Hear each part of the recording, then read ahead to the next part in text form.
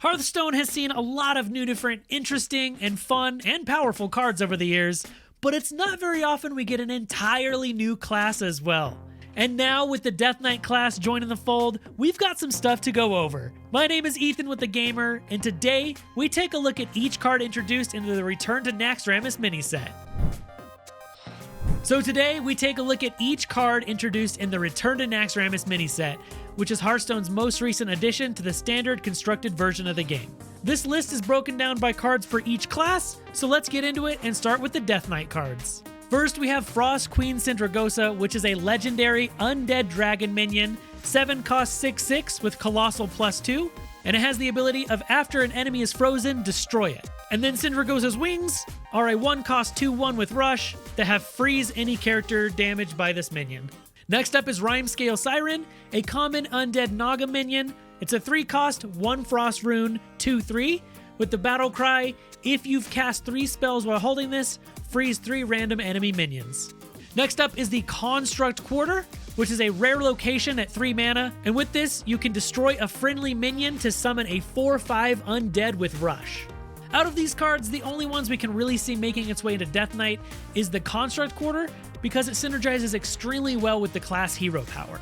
Alright, now let's talk about the Druid cards. First we have Life from Death, a rare nature spell at 6 cost, and it has draw 3 cards with infuse 6, this costs 1. Next we have Rake, a rare 1 cost spell with give your hero +2 attack this turn, deal damage equal to your hero's attack to a minion. Then we have the Death Beetle, a common undead beast minion, a 6 cost 6/6 with taunt, and Mana Thirst 11, gain +4/+4 in charge. There are some interesting Druid cards here. Death Beetle seems to fit perfectly into Big Druid by providing yet another in-game threat. Life from Death is a great card if you manage to get it in your first hand, because drawing 3 cards for the cost of 1 is unreal. Now let's talk about Demon Hunter. And first we have the Fell Scale Evoker, a rare Demon Naga. It's a 6 mana 5/7 with Battle Cry. If you've cast 3 spells while holding this, summon a different demon from your deck. Calamity's Grasp is a rare 1 cost weapon with Death Rattle, add a random outcast card to your hand. And Shambling Chow is a common undead 1 mana 2/3 with Rush, and Death Rattle, deal 4 damage to your hero. There's some pretty straightforward cards here. We really like Calamity's Grasp for its random outcast card. Will it impact the Demon Hunter meta? Probably not, but it's a fun card nonetheless. Now let's talk about Hunter. First we have Faithful Companions, a 7 mana spell with Discover a Beast from your deck and summon it, and Mana Thirst 10, also summon a copy of it. Trinket Tracker is a common undead 1 mana 1/1 with Battle Cry, draw a 1 cost spell, and Zombies, which is an amazing name, is a 2 cost secret with after your opponent plays a minion, summon 4 1/1 zombies to attack it. Out of these, we like Trinket Tracker as a cheap way to set up some early game plays by drawing the spells you need to get started. Faithful Companions is something you probably want to play on turn 10, and then it can be pretty powerful by playing 2 massive beasts. Now let's talk about mage cards, and first we have Whirlweaver, which is a rare elemental Naga minion, a 3 cost 4/3 with Battle Cry. If you've cast a spell last turn, discover an elemental. Spectral Trainee is a rare undead minion, 3 mana 1/4 with after you cast a spell, deal 1 damage to all enemy minions. And then Tear Reality is a common arcane spell at 4 mana with add 2 random mage spells from the past to your hand. They cost 2 less. Both Tear Reality and Whirlweaver are fine cards because they generate new cards, but both have pretty awful cost to value ratio. The stats on Whirlweaver make it not so great, but it might be popular in Arena because Discover is really good at the moment. Now let's talk about Priest. And first we have Cannibalize, a rare shadow spell at 4 mana with Destroy a minion, restore its health to all friendly characters. Then we have Mindseer, a common shadow spell at 1 mana with deal 2 damage to a minion. If it dies, deal 3 damage to the enemy hero. And finally, Rotting Necromancer, a common undead minion, 4 mana 5/4 with Battle Cry Dredge. If it's an undead, deal 5 damage to the enemy hero. Undead Priest might get a boost with Rotting Necromancer, whereas we're not sure how Cannibalize and Mindseer fit into the meta right now. Some sort of Control Priest might get some use out of these cards, and helping you stay alive longer. Next up is Paladin, and first we'll start with the Parader. This is a legendary minion, 5 mana 4/6 with Taunt, and Battle Cry. If your deck has no neutral cards, draw a minion of each minion type. Then we have Goldwing, a rare mech dragon minion 4 mana 3/5 with Rush, and Battlecry if you're holding a mech, gain Wind Fury. Knight of the Dead is a common undead minion, a 3 mana 5/5 with Battlecry, deal 5 damage to your hero, and Mana Thirst 7, restore 5 health to your hero instead. We can see there being some pretty fun deck archetypes that use the Purator, even if they're not classically powerful.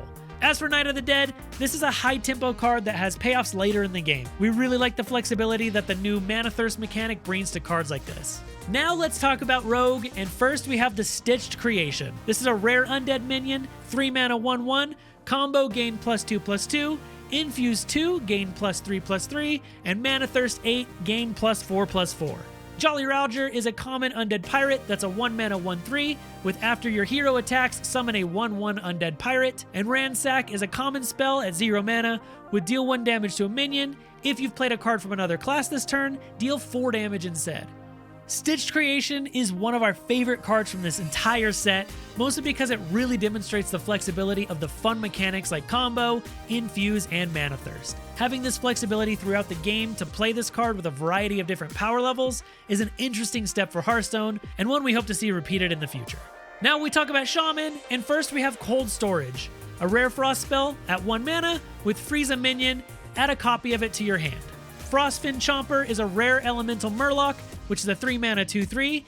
Battlecry if you played an elemental last turn, summon 3 1/1 murlocs. Blazing Transmutation is a common fire spell at 1 mana, with choose a minion, discover one that costs 1 more to transform it into. We all love murlocs, however, it's really Cold Storage that has caught our attention out of these new Shaman cards. You can freeze an enemy minion to yoink it, or use it to stack more minions on your side of the board. It's another interesting and flexible card that could see some play, considering it's so cheap. For Warrior, we have Training Session, which is a 1 mana spell. Discover a taunt minion. If you play it this turn, repeat this. Hook Fist 3000 is a common mech pirate minion that's a 3 mana 4/3. After your hero attacks, gain 4 armor and draw a card. And Flesh Shaper is a common undead minion, 6 mana 3/8 with taunt. And Battlecry, if you have 5 or more armor, summon a copy of this. Training Sessions is a great card because you've got the flexibility to fill your board with multiple low-cost taunt minions, or play a massive taunt minion, depending on your situation. This is great for Arena, but we're not sure what deck exactly this will fit into for Constructed. Up next is Warlock, and we'll start with the Suspicious Peddler. This is a rare undead minion, which is a 2 mana 2/3. With Battlecry, discover a 1-cost card. If your opponent guesses your choice, they get a copy. Then we have Noffin's Impossible, a rare spell at 2 mana that has give all friendly demons and murlocs, death rattle, summon a 2/2 Implock. Plague Eruption is a common spell at 3 mana with deal 2 damage to all minions. If you've discarded a card this game, deal 1 more. Noffin's Impossible is the standout card from this small selection of Warlock cards. More Murlocs are more good, and that's what we say sometimes. That's it for class cards, so let's look at the neutrals. First we have Rivendare War Rider. This is a legendary undead minion, 6 mana 6/6. With Death Rattle, shuffle the other 3 horsemen into your deck. And here I'll just put all 3 horsemen on the screen, and they all have names that I'm not going to try and pronounce because they're ridiculous. The first one is a legendary 6-cost with Lifesteal. Death Rattle, if you had all 4 horsemen die this game, destroy the enemy hero. The second one, also 6 cost, but with Rush. And the third one, also 6 cost, but with Taunt. Same Death Rattle, if you had all 4 horsemen die this game, destroy the enemy hero. Next up is Thaddeus Monstrosity, legendary undead minion at 10 mana with Taunt, and it makes your odd cost cards cost 1. And then it swaps polarity each turn. And then we have Mistake, which is probably one of my favorite cards of all time. This is a rare 1-cost 1/3, and it has all minion types. Funny enough, this is the nickname my mother gave me. Now we have Dark Fallen Shadow, a common undead minion, 3 mana 3/3 with Rush, and Mana Thirst 6, gain Reborn, and Lost Exarch, a rare undead minion, 4 mana 5/4, with Death Rattle, spend all your mana, summon that many 2/2 zombies with Rush. Some really interesting cards from the neutral section here, including the Rivendare Horseman. It's a bit of a gimmick, and it's probably way too slow to actually see any competitive play, but we still love the idea of pulling this game-ending combination off, and it seems incredibly fun. Out of all these, again, Mistake is my favorite card because it's so simple and it fits into loads of different decks, and it's just super cool looking. So there you have it. That is every card in the Return to Naxxramas mini set. Thank you so much for watching this video, and remember, check out thegamer.com for all things gaming, and we'll see you in the next video.